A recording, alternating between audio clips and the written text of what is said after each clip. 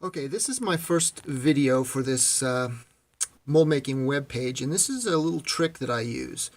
If you look at this side of this pilot, it's sort of organic looking. It's already been filled to a certain extent. On the other side, I have the stacked plastic where I created or layered up this part of the plow. Now, a lot of people use this kind of putty to fill, but it's not structurally sound. And it'll fill nicely, but it's only designed for like small cracks.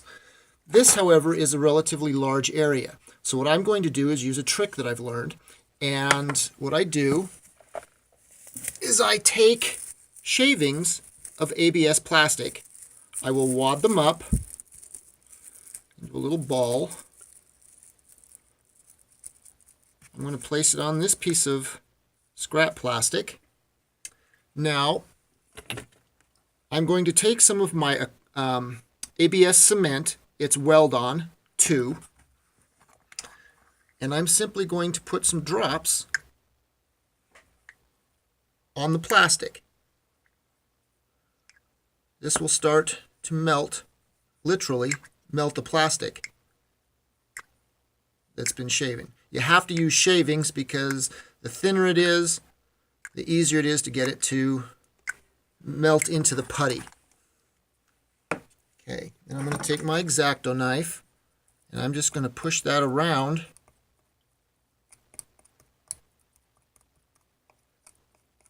in the liquid cement.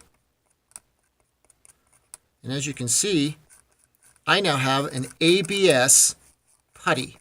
Now this takes a little bit longer to dry than the Model Master type filler putty, but once this is dry, it is actually structurally sound, and I can sand it just like I would any other putty.